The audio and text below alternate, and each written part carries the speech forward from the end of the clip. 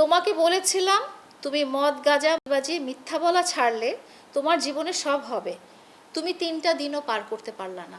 আমি আসলে দেশবাসী বলেন, নেটিজেনদের কাছে বলেন, সোশ্যাল মিডিয়ার কাছে বলেন, সবার কাছেই আমি সরি। আমি আসলে মেন্টালি খুবই ট্রমাটাইজড হয়ে গেছি। সে বলেছে এখন আমার ফুর্তি করার বয়স, এখন আমার এনজয় করার বয়স, তুমি আমাকে এনজয় করতে দিচ্ছ না কেন? আমি আমি আমি কোনোদিনও ওকে সন্দেহ করতাম না। তাকে আমার অজ্ঞান করতে হবেই কেন? ২ নাম্বার ডাটা ট্রান্সফার করতে হবেই কেন? এই তথ্যগুলো অবশ্যই আমাকে বাহির থেকে এসেছে। এর মধ্যে এমনও আছে যারা ভিকটিম। সে একজন টিকটকার অনামিকা ঐশীর সাথে সে কথা বলা শুরু করেছে ৫ তারিখ মার্চ থেকে, অথচ ১ তারিখ মার্চ থেকে কিন্তু আমরা সংবাদ সম্মেলন করে আমরা কিন্তু সমস্ত কিছু প্যাচ আপ। তার মানে সে আমার সাথে বিশ্বাসঘাতকতা করলো, সে আমার সাথে প্রতারণা করলো। প্রথমেই আমি খুবই লজ্জিত এবং দুঃখিত। আমাদের খুব ব্যক্তিগত ব্যাপারটা ওই ভদ্রলোক একদম লাইভের মাধ্যমে এমনভাবে সম্প্রচার করে দিয়েছেন, যেটা খুবই একান্ত একান্ত একান্ত ব্যক্তিগত সম্পূর্ণ ঘটনাটাই ছিল। পুরো ব্যাপারটাই ছিল আমি ঘুমাচ্ছি, আমি আমি ইভেন বুঝতেও পারিনি যে জিনিসটা লাইভ হচ্ছে।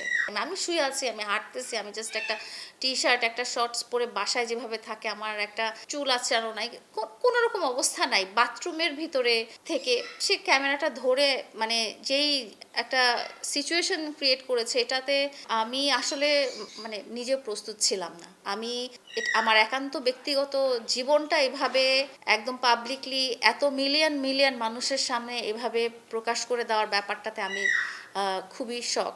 ওর স্বভাব মতো সে ফিজিক্যাল অ্যাসল্ট করে, আমাকে গালাগালি করে, অনেক কিছুই করে। তো আমি আসলে দেশবাসী বলেন, নেটিজেনদের কাছে বলেন, সোশ্যাল মিডিয়ার কাছে বলেন, সবার কাছেই আমি সরি যে আমাদের এই এত ব্যক্তিগত ব্যাপারটা এইভাবে ওই ভদ্রলোক একদম প্রকাশ্যে এনে ফেলেছেন। আমি বেশ কিছু ছবি দেখেছি, বেশ কিছু ভিডিও দেখেছি, যেগুলো নিয়ে আমি আসলে মেন্টালি খুবই ডিপ্রেসড বলেন, বা আমি একদম ট্রমাটাইজড হয়ে গেছি লাস্ট 15 দিন থেকে। এই জিনিসগুলো আমার কাছে লাস্ট 15 দিন থেকে আসছে। আপনার লাইফ পার্টনার বলেন বা আপনার যার সাথে রিলেশন আছে, তার কাছে যখন ট্রাস্টের জায়গাটা ভেঙে যায়, তখন সেটা কোনোভাবেই মেনে নেওয়া যায় না।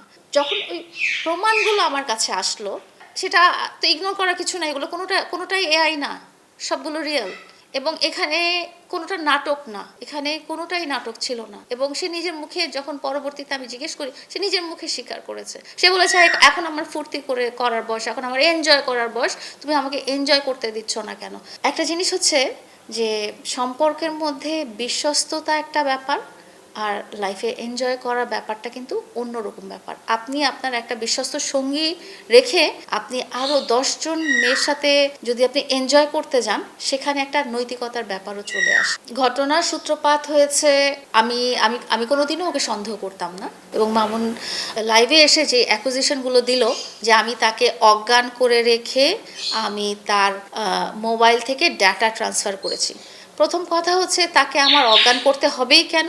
২ নাম্বার ডাটা ট্রান্সফার করতে হবেই কেন? এবং সে তার মোবাইলে এত সেন্সিটিভ ভিডিও কি রাখবে বলেই কি আপনারা মনে করেন আমি যদি এই ধরনের অনৈতিক কাজ করি, সেই কাজের ভিডিওগুলো কি আমরা রাখবো? একটা কন্টেন্ট ক্রিয়েটার যার মোবাইল তার ক্যামেরাম্যান ধরে, আমি ধরি, আমি তো তার মোবাইলে পাসওয়ার্ড জানি। এতদিনের ঘটনা আমি হঠাৎ করে কালকেই বা কিভাবে জানলাম? এই তথ্যগুলো অবশ্যই আমাকে বাহির থেকে এসেছে। এর মধ্যে এমনও আছে যারা ভিকটিম, যারা ওর ভিকটিম, হ্যাঁ, ওর কাছে ভিকটিম। ও কালকে বলেছে যে আমি ওকে বাসায় ডেকে এনে ঘুমের ওষুধ খাইয়ে দিয়েছি। প্রথম কথা হচ্ছে যে এটা আমি মুখে বলবো না, আপনারা ওর মোবাইলের নেটওয়ার্ক ট্র্যাকিং করবেন, যদি দরকার পড়ে, যদি এটা কখনো আইনগত অবস্থার দিকে চলে যায়, তাহলে অবশ্যই আপনারা মোবাইল ট্র্যাকিং করে পাবেন যে ও বসুন্ধরা থেকে প্রথমে 100 ফিটে গিয়েছে, 100 ফিটে বন্ধুদের সাথে মাদক সেবন করেছে, সেখান থেকে সে রামপুরায় গিয়েছে, রামপুরায় একজন সেলিব্রিটির বাসায় গিয়েছে, সেখানেও মাদক সেবন করেছে, এবং তারপরে সে বনানীতে এসেছে, বনানীতে এসে সে বারে গিয়েছে, সেখানে মাদক সেবন করেছে।